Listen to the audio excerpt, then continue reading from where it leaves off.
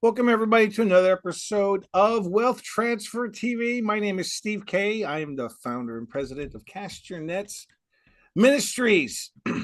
Friends, today we've got Chad Hawley on, and we're going to talk about the seven mountains. We're going to talk about how to achieve God's purpose for your life, and how does it look in the seven mountains? I mean, the seven mountains of influence. So if you've been with us for a while, you know this is where we roll, right? We roll to train, equip, and help people, show people how to express and do the things that God's called them to do in their sphere of influence, whatever that may be. So Chad's actually got a crazy story, miraculous story, overcoming cancer, and I want to start there. But before we do that, let's give a warm applause and welcome to Chad Hawley. Welcome, Chad. Hey, Steve, thanks for having me on. I'm glad to be here. I don't hear anyone applauding, but I'm going to assume they are at home. There you There go. you go. Thank you. There you Thank you. go. I'll There you clap for go. myself There you even. go, There we man. go. All right, behind you, you got NEXUS Mountain Network. We're going to talk about that, but I'm more interested in the thing over your left shoulder. It says, "Purpose will save your life." hmm That sounds like some esoteric, nonsense. Is that like what do you mean? Purpose will save your life? Like, is Yeah. it one purpose? What if you miss it? What if you miss your Yeah. purpose? Then your life isn't saved. What are you talking about there? Yeah. Yeah. I can definitely explain that. And it literally happened. This is not a figure of speech. This is not a good title. I guess that's the title of my book, Purpose Will Save Your Life. But when you hear the story, you'd be like, wow, that really did save your life. And so what happened was, Steve, I was in business. I know this is a business podcast and show and mostly, but I was in the pharmaceutical industry for over 20 years, sales, marketing, management, training. I also had some of my own businesses as well. And about 20 years into marriage, I got cancer and I had a lump in my throat. And they did a biopsy, and they were surprised, and they said, "I'm sorry, but this is cancer." And so they did, as part of the process, they did two surgeries. They did a surgery removed the lymph nodes in my neck, and then they did a second surgery inside my throat. And they said, "We're going to do a scan in 30 days to kind of see where you're at." And so when that report came 30 days later, the doctor said, "Chad, I'm sorry, but this is already spread." And so if I already had two surgeries and it had already spread in 30 days and they found it on a scan, I was in trouble. My life was in trouble. And the doctor recommended chemo, radiation, and a third surgery to cut out part of my tongue to keep me alive. So that was intense. So Well, here's hold where on. How old are you at this point? probably about 44. Okay, you're 44. You've been married for 20 years. You're rocking it in the pharmaceutical industry. Lots of money there if you're in sales, especially. You're doing well. You get this lump in your throat. They do a scan. They're like, "Hey, it's cancer. We got to take lymph nodes out." And then it's worse than that. It's like, well, it's already spread. Yeah. What you're 44. Do you have children at that point? Yeah. I have four kids. You have four kids. Yep. You must be like, it's time to make sure everyone's taken care of, and I'm checking out. Well, that's where the story gets interesting because that was for about, I have a history of great faith and being courageous but I even had it up until this point, and this is the point I went down. And so for about 2 days, I went to a deep depression. It was so dark, I could feel the darkness. But I asked the Lord one question, and the question was, "Why did you create me?" And I waited for an answer, and I felt like, in retrospect, I think what I was doing was if I had not fulfilled the call on my life yet, then I could hold him, God, accountable for keeping me alive.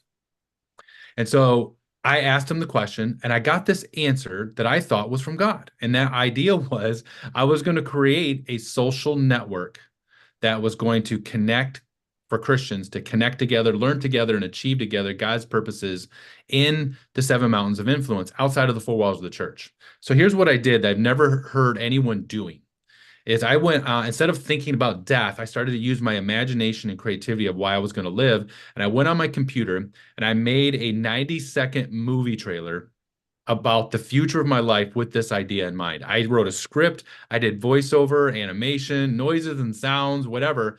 And I took that movie trailer and I submitted it to my inner circle and in hopes of agreement that I would do that instead of dying. And that was the steps that I took. I went all in on purpose Okay. because I was desperate. All right, let's back this up because you were already a Christian prior to getting this diagnosis, right? Yeah. Were you the type of Christian that believed that God will speak to you and you can hear him? Yes. Okay, so you were accustomed to him speaking to you, right? Yes. Now, when you get this, you said you go into a 2 day full on depression. You felt the Yeah. darkness. Was there any time in that space that you were like, "This is your fault, God"? What about this? What about protecting me? What about Psalm 91? Right? hmm You will shelter me. Was there any of that going on? I have done that in my life, but probably not at that point. There's other instances in my life where I have done that. So I'm not above it because I've done it. But in this moment, I did question God. I didn't blame God. I didn't get mad at God. But that's why I asked the question because I thought, well, maybe though my only way out right now is him saving me. So getting mad at him isn't going to save me. And so I have to try to figure this out within what was within my control. And that's what I decided to do. I didn't know if it'd work or not. Yeah, but I get it. It's like, okay, so I'm 44. I've got 4 kids. I got a great career, and you're telling me I'm dying. What was I created for? Like, what was I created for? hmm Now, when you heard this to create a social network where Christians can learn and achieve outside the 4 walls of the church, did it come in that sentence? Was it a voice, or was it a Yeah. something inside of you that you Yeah. felt? How did that come out? So that's a great question. These are questions that I ask people that I interview as well, because I want the audience to know for themselves. Maybe they too are hearing something that, but they don't recognize that they're hearing it. So for me, I'm super creative, and I have an imagination. And so my imagination in my mind, it was like a brainstorm in my mind. And I began to see it, and I began to think it, and I began to process it, and I began to plan it.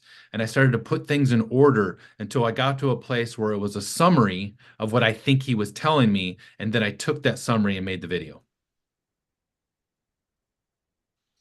So yeah, so the video was the culmination of all these thoughts, the summary actually in imagery and in moving pictures, right? Yeah. Really expressing the fullness of what you've gotten from God. Did anyone say, "Hey, you should be focusing on other things other than this"? Yeah. Yeah. I remember going to even a spiritual leader and that I love and trust. And I remember presenting this to them, and they're like, "Hey, this is a great idea, but we really need to focus on your health. We need to get you better." And I was like, "I know, but this is focusing on my health because I think if I could do this, maybe my health will get better." Yeah, if you came to me, I'd be like, "You're crazy, man. Look, you're about to go. You need to make sure your kids are taken care of, your wife's Yeah. taken care of, the bills are taken care of. Like, forget this. Maybe I would entertain it a little bit, because, well, what the heck, you're going soon. But this was real to you. Yeah.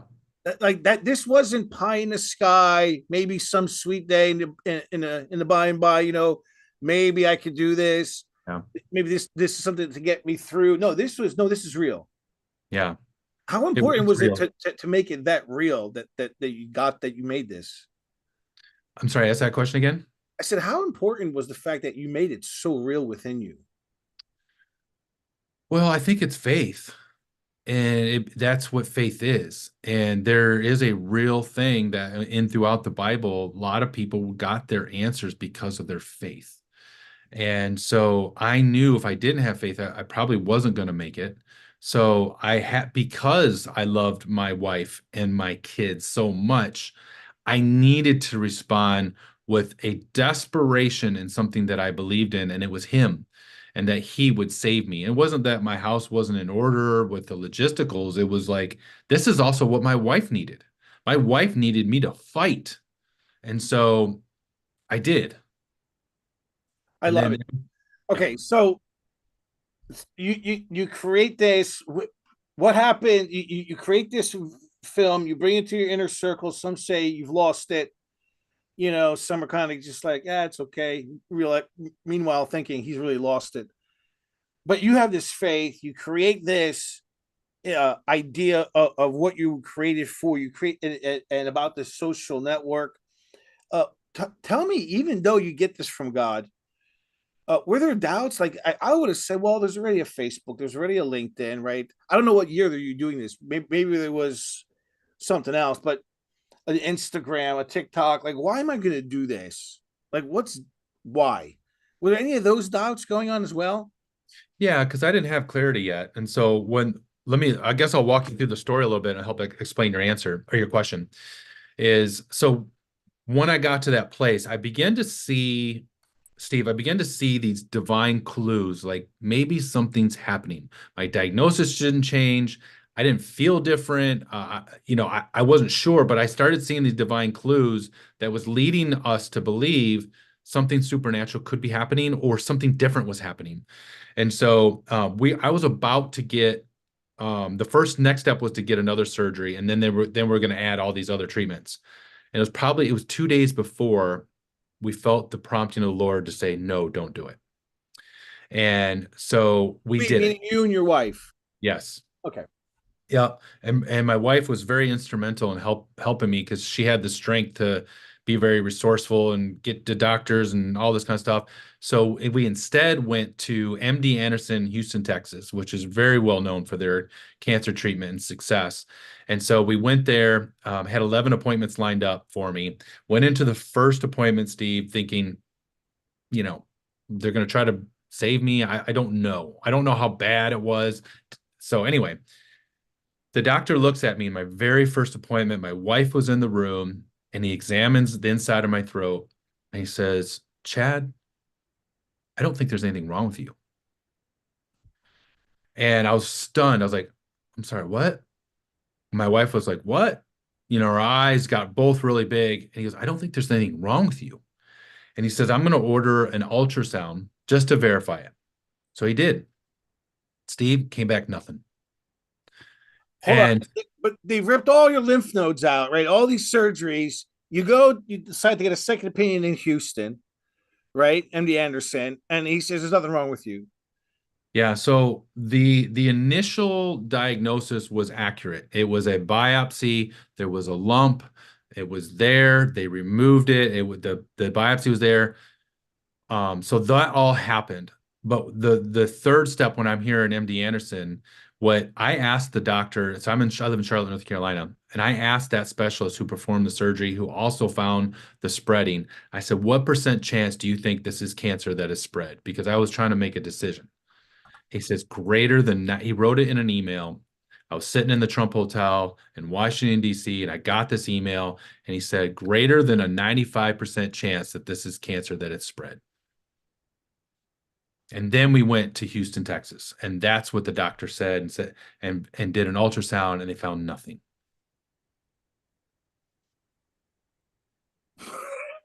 Okay. All right. So you must be doing cartwheels back to North Carolina. We were stunned, and we're like, what just happened? So the doctor said this, I'm canceling all your appointments. Go home. And like he was a prophet, I can't believe he said this. Go home, and I don't think he goes, you're not going to have a problem with this ever again. What? Yeah, doctors don't say that. No, of course not. No, especially if it's cancer.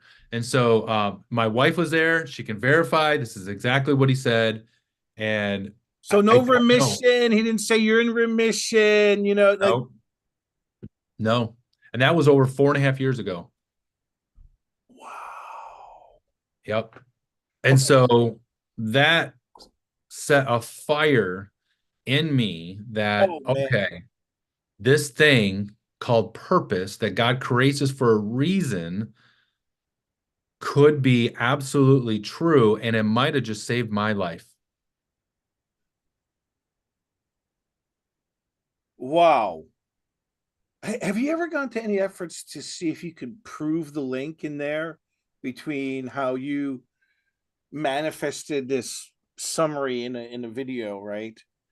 Of your purpose, and I wonder if there's a way to measure what kind of effect it had on the cancer, because you had cancer. There's no doubt about Well, that. I have, and I did a show, and the guy that interviewed me, he goes, "Do you have any proof of this?" And I was like, you know what? And when I went back and I reviewed my records, and I found the email that I just told you about. And so it was really cool. And so that's the best I have, the best I know. I can't tell you, Steve, what exactly cackly I used to say when I was little happened, but all I can tell you are the facts that happened.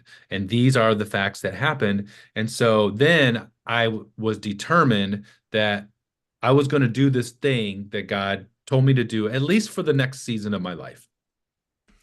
Whatever, however long that may be. Okay, Yes. so now I'm getting to that. That's a great story, but I'm getting to the part I really want to talk to you about, which is you come from a pharmaceutical background. You got all this fire under you, right? Like you've got laser pointed vision. You have an idea, you know, well, not laser point, but you have an idea, right? A Mhm. very strong direction, which way's north. Where do you start? Because you're talking, you're not a developer, right? You're not coding on Ruby on Rails and all that. Like you don't have any Mhm. of that background. Nope. Were you financially independent? You had like boatloads of cash that you could Nope. just. Nope. So how do you start? Do you create a plan? Do you have a pitch Nope. deck? Do you take money on? How does this all Nope. start? So it starts with knowing for sure that that's the call of God. So then when I know that I know that I know, and so here's the thing: there's a need, there's a call, and there's a send. So a lot of times people think they need to do something because there's a need for it, like the homeless or the sick or something like that. But there's the call. The need is not the call. It's an important distinction. And then so at this point, I knew I had the call, but I didn't have the send yet. And so I waited. It took years before the Lord finally said, "Okay, now." And then I was sent. I was sent through some divine intervention. I don't know what your audience is like, but I had my first angel encounter in my life. But no, we're all about Yeah. that. It's all good. Okay, so I had my first angel encounter in my life, and then I had one of the most accurate prophetic words told to me by a school teacher who read my mail and had no idea that I had this in my heart to do. And she said, "The Lord told me to tell you now's the time to start that network." And that's the short version. And I knew, and once that happened, fear of failure fell off my shoulders, fear of man fell off my shoulders, and I put the pedal to the metal. And so, what we are, Steve, I know you've mentioned it as an app. We're not an app. We have our app is it's great. It's a tool to help us achieve. We are a network of people that are making a difference in society, not a social media company. And so, but no, so then I taught myself how do I build an app? How can I effectively do and financially afford what I want to do? And I did a lot of research.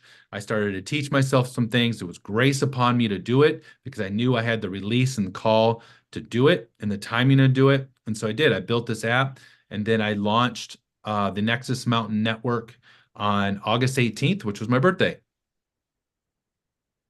So I celebrated life instead of death. This is August 18th of 2. 2022. Yeah. So been about almost a year and a half in established.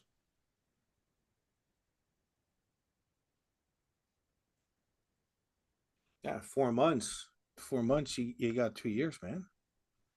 That's Yep. well done. Okay, so I want there's a couple of things you mentioned that are, in my opinion, key. I'm also an entrepreneur, serial entrepreneur. I understand the need, the call, and the send, right? I've often ran before the send. That's a Mhm. disaster, Yep. right? Because your heart sees the need, you feel Yep. it, sense the call, but it's always timing. So you said it took a couple of years. So this is in 2020. This is when you started. This is when you kind of start. You said, well, you made this statement. You said the fear of man and the fear of failure came off of you. Yeah. Okay, and I think I actually I know I think that is the number one thing that stops people before they even start. They have it starts in their mind, right? Before they even start, they've got this fear of failing, fear of man. How do you get over that? How did you get over that? Yeah, well, when you face death. There's the friends. I want you to jump in front of a train. Yes. Try to get out of the way before it comes. And when you face death, the rest of the fears become less relevant. But for me, it was the word of the Lord, and that I knew the Lord was telling me now. And so that way I knew I was doing what he was telling me to do. And I determined success by obedience. That's how I measure it. As a businessman, historically, I determine success by sales or productivity or awards. And those are all good. But in this assignment, the only way I determine success is through obedience. I would say, as followers of Christ, that is the only measure that we can measure success, as opposed to all this worldly nonsense of how much, how big, I mean, that's all nonsense. Yeah. Nonsense. I love that. That's how you measure success, obedience. I love it. I love it. And that's better than sacrifice. And it's one of the hardest things to do. Yeah. And financially, you had mentioned do you have a lot of money, all that stuff? No. In fact, I lost, topic for another day, but I lost my career in the pharmaceutical industry for making a certain stand against something that came up in the industry. And so I didn't have the money. So finances was another thing that I could have been concerned about. And so when I went to start the network, I was going to do and build it by a subscription base. And right before I did it, I felt like the Lord say, don't do it. And I felt like he said, do this as an offering to me and to my people. And the money you spend, consider it an offering. So building technology is not cheap, and so I've been spending a lot of money to support it with the faith that the Lord is going to supply me financially in other areas. I absolutely love it, and I don't say this, with pride, because it's scary, but I know exactly what you're talking about. Like you do it for the Lord, right? It's for His people, right? Laying your life down. And technology isn't cheap. No. That's our number one spend. That's our biggest spend for our organization. We just launched our own token, Kasyanenko token. We have several different products out there, but that is a massive, massive spend. And it's constant, and you're always, improving it. And you don't want it to get hacked, and you have sensitive information. Yeah. So did you end up hiring a development team, or did you learn? What did you do? I taught myself. You taught yourself how to code. So I worked with a company out of England who had basically a template of like a blank canvas. And so I purchased the technology and then I ran and built it from there, basically. Like a white label type Pretty of much. thing that you could Pretty scale? much. Yeah. Very similar to that. Okay. And I did a lot of research because I knew my strengths and weaknesses. And so I knew I needed some help, but I also couldn't afford it. So I made some compromises and I invested time to figure it out. And I did. And I would consider it's been a success. If you're obedient, it's a success. There you go. I was wondering if you're going to say that. Well, if Yeah. That's the name of the game, right? And I want to tell you, friends, I'm going to tell you something. Doing what Chad has done takes extraordinary faith. What kind of faith? The kind of faith. Think of raising someone from the dead. This is the type of faith you need. Walking on water. There's no difference. There's no difference in stepping out and doing this, because he's a normal human being, right? He doesn't look like a robot to me. All right, he has this crazy story with cancer. Oh Lord, that's amazing. But he's a normal human being who went through the same head trash, all the reasons why he shouldn't, why he couldn't, why he can't. It's not his background. right?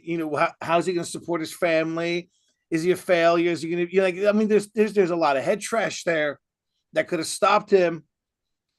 And that's a success. So if you're an entrepreneur, if you've gotten this far, well done, well done. The vast majority of people don't even get to this place. So I know how much work and faith it takes, right? Carrying that vision. Well done, well done. So this network that you've created, a network of people, it's a collage of I'm trying to put into my own words, then you tell me what it is. But from what I've seen, it's a group of like-minded believers who recognize that their calling is outside of the pulpit. It's like my wife's calling, making movies and documentaries, mine, which is evangelism, but also business and creating businesses and finance. And this is a place where they can network or can connect. Is that correct? Yeah, it is. It is a call because a lot of Christians come in and they don't retain the community because they become bored inside the four walls of the church, not realizing that that should be a place to come in to get strengthened to go right back out. And so, a mentor of mine, his name's Dr. Lance Wallnow. He came in once years ago, and he's a strong proponent and an advocate for the message of seven mountains, seven spheres, and he's really been a catalyst for this message. And it resonated with me when he first spoke about it because I was in business. But a lot of people are like, well, if I'm in church, I should try to climb my way up to be a pastor or something. And that's just not, and it's not the call in their life. And so they become frustrated and bored and they just kind of give up. Instead of collaborating collectively with one another to make a difference in society, where many Christians are just complaining about what's going on in the world, in education, in all aspects, in arts and entertainment. If your wife is making film, there's lots of reason to be dissatisfied, and all they do is sit on the couch, complain about it, and they go into their church. So this is an avenue where we have many politicians that are in our group that I like to say we have two messages. Purpose will save your life and have the courage to do it is the second one. And so what we do is when you break down the word encourage, it means really you are giving courage to someone. So when we come together, we are giving them one another courage as a gift so that they can overcome fear of failure, fear of man, collaborate, network, find other people to do the things we've done things like we stood up to a local high school that was promoting pedophilia, rape, and incest. It was awful. And so because did you just say a high school was promoting yes, yeah, pedophilia yes, I did. and rape? Yeah, it's a long story, but yes. And so we uncovered it, and because of the Nexus network, we were able to get in touch with someone in media immediately, in education, in religion. We collected our thoughts, planned a strategy. Within 48 hours, we had the initiative stopped in the public school, and many of us went into the school board in downtown Charlotte and gave fiery speeches to the school board, and it truly made a difference. We were on the news, we got spread throughout these different channels of media, and so ultimately making a difference. And so instead of just going, oh, that's terrible, I can't believe it, well, now we can rally together to make a difference. And so we have this app, which is great. It's a tool to help us achieve. And so that's kind of how we put all the pieces together. That's just one example. And this networks for people in North America and the United States. Is it out? Yes. All Also, over the world. We have downloads in at least over 25 nations already. And so what you can do is you can use it also like a Christian LinkedIn. And so you can sort by mountain type or geography to find someone either in your nation or your city and connect with them, message them, look at their website, look at their profiles and say, hey, I really, you can do a sort feature where you can find, hey, I've got 50 people in Albany that I'd like to connect with. And so you can use it as a tool to do that. And that was one of the key things when I built the technology that I was looking for, is that capability. It also has capabilities like Facebook, where you could have private groups, public groups, and people are communicating with one another. We post our events in there. And I have a show. And so I interview people that are making a difference in society, and we broadcast it live right in our app, and people get to interact during the show. with comments and questions, and it's a lot of fun. And so that's how we're growing, and we're coming together, and we're not being censored at the same time. I was just going to ask about the censorship. That's phenomenal. um, how how is this getting monetized? How is this sustaining itself right now? I'm not. I didn't build it as a business. That's why I explained it earlier. I mean, I think one way that I get monetizations, I even built this course to go with the book. Let's see if I can, my camera, this, with that book here, actually, this is the book here, Purpose Will Save Your Life. And so I sell books, I get on shows, things like that, but I didn't set it up to make money. I'm asking the Lord to supernaturally blow up my business outside of this, so that this is not, we're not making decisions predicated on who's giving and who's not.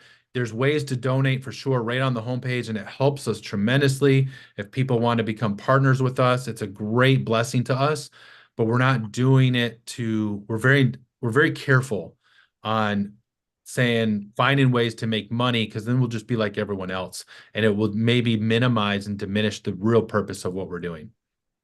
Um, maybe. I love this whole vision. I really do. For me, if I'm going to invest time and network, I want to know that this thing is going to be around for a while. And I'm not talking about making money so you can buy a Lamborghini, right? Or get a facelift. I'm not talking about that. I'm talking about finding revenue streams, ways where people can participate and grow this. Like you have to have more service. You need more security. You need customer service. Like this all requires money, right? So uh there's got to be a way to sustain this other than donations. The donation model can only go a certain length of time, right? Or am I wrong in this? Well, you would only be wrong is if I chose to be disobedient. So again, it comes back to, do I have a release? I have a background in business. I could build certain things but if I spend more time on my business trying to find ways to make money than trying to spend time trying to make money in this, I'll make less. And so it's really about investment of time and being obedient to what God wants me to do. And so from a business perspective, I understand what you're saying. And trust me, I have thought about this over and over and over again. And maybe we will. And I certainly, there's ideas that we could do it. So ultimately where we want to do is, our next step is, we cast a vision. We actually want a facility. And so we are looking to get a community center in our local major city, where it would also have retail capabilities of like coffee, breakfast, lunch, and then an event space in the evening where we can organically connect with the local communities that won't step foot in the four walls of the church. I And so love that. I so love that is also a way that, when you say monetize, it may not be through the app, but this is a way to monetize also, so that we can pay for what God's calling us to do. And so we are, that is probably our next step, and probably our closest form of monetization. It's not necessarily through the app.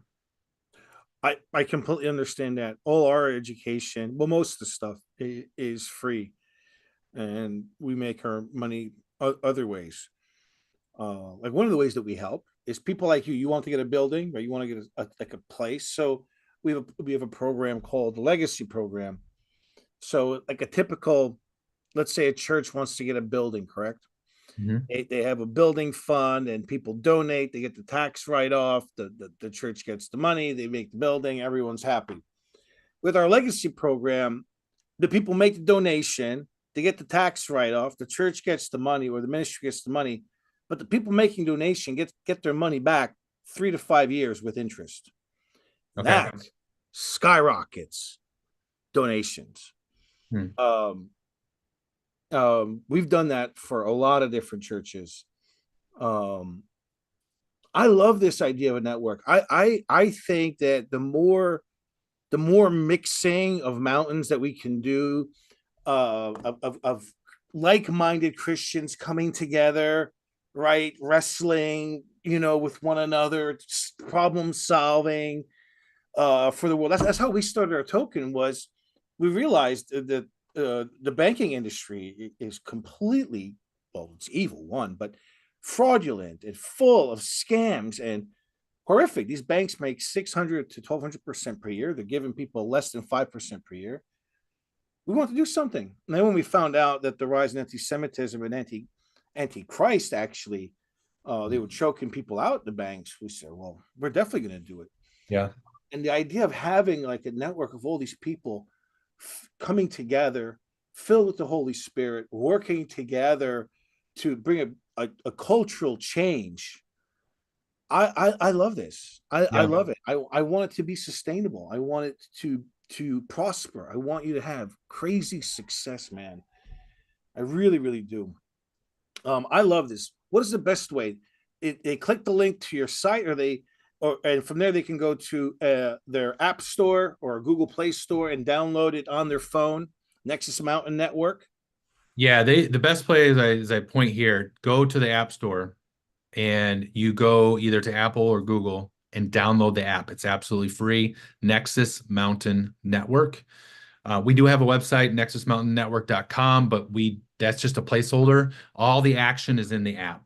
And you can go into there and download the app, set up a profile, and begin to connect, begin to communicate. You can join groups, private groups, public groups, and stay encouraged as well, or give encouragement to others in there, and join different events that are going on really anywhere in the world. So, I know you're not here in the United States, but it just depends on where you're at. But you can connect anywhere around the world, and you can do your own groups. You can do your own meetings. You can have your own begin to grow. And so that's what we're doing. And we are developing a model where I live in Charlotte, North Carolina, so that once we have this facility in this community center, then we can teach people how to do like a Nexus in their city, where it's now they have a community space, and we can raise up leaders to do it as well. And that's long term for us, but we have to do it well and figure it out well in our local major city. I love that. That's one of the issues that we have. We have a large digital community. They're all over the place, but I know that there's pockets of them, all like in America. There's pockets like all over the place that I would love for them to connect to. Maybe create, so we can create our own Christian, a Castronet's place, Yeah. for trading, for investment, for retirement. We can create our own little groups Yeah. within NEXUS Mountain Network. Yeah, we can create you a group just for your organization. And if you want it private, we can make it private. So that way you know who's coming and going. And you can have your own group, and we can make it for you. And then they're a part of also the big umbrella. So they're part of the big picture where they can start connecting externally as well, in addition to have your own silo of communication. And so that instead of using like a Zoom for our private meetings, we can do private meetings within the network on your platform. We can. That's a discussion we have. Like you're probably using right now the RTMP streaming example where you're broadcasting into YouTube. Yes. So there are capabilities of doing that even into a private group instead. So that's what I use. I use a different program, and I broadcast my shows live right into NEXUS. And we have lots of missionaries. We support a lot of different organizations. Is it possible for our constituents to donate on your network to these organizations, or would it be a click to the organization? Yeah, so basically what they do is they just post in the feed and say, hey, these people are in this nation doing these things. If you'd like to support them, click here. So it's just like you can post on Facebook, you can post on NEXUS. I love it. I love it. I really do. Guys, also, I want you to take a look at this. Click the link, get this book. Purpose will save your life. I'm going to get this, and I'm going to read this. I love your story. I love the humility that you walk in. I just think it's a breath of fresh air. I do. I love that you're purpose driven, you're purpose focused. You've gone through fire, right? Like that's like the biggest thing I look for when I'm talking with business folks is, okay, well, what have you lost and how what have you gone through? I don't want to hear about the success. Yeah. You've gone through fire, man. And I love this network. I think it's definitely needed. It's something we're going to check out. I want you guys to now click the link below, get his book first, but then download this. Go to Google Play, go to the Apple Store, download it on your phone, and get part of the network. And I'm gonna have Mark and Dr. Hammond create networks for us inside. Let's test this out. Let's go in there. Let's create our own little groups. We can create our prayer groups and their friends, and then we can do it geographically. I'm really excited. Chad, thank you so much for coming on. I so greatly appreciate what you're doing in your story, man. And I love that that success. I wrote this down. Success is defined by obedience. Well done, man. Well done. You're a gem, like a diamond, really. Is this being recorded? I can give this to my wife. Yeah. You said I was humble. I was a gem. I'm gonna go tell her that someone else thinks I'm humble and a gem. Yeah, I just before this meeting, I was on a meeting with crypto traders. Those guys. Forget it. No, man, like you've been through some stuff. You're speaking with authority, and you're not arrogant about it. You're not flaunting it. You're not giving me numbers to tell me about your success. You're talking about obedience. Yep. That takes humility. That takes humility, man. I love it. I really do. I don't think you're perfect by a long shot. Neither am I. But man, you're doing something that you saw that was birth with God in your mind, and it's out there and it's helping people. Yep. And I love this story, and I want to help. Our organization is designed to help people like you, help support people like you, right? Well, let's talk. I'm going to have Mark reach out to you. I would love to have a private meeting with you. I think there's a lot we can do together. Okay, great. Get his book, download his app, because we're going to start using this. Thank you again, Chad. God bless you. All right, God bless you. Thank you for your time. Appreciate you. See you later.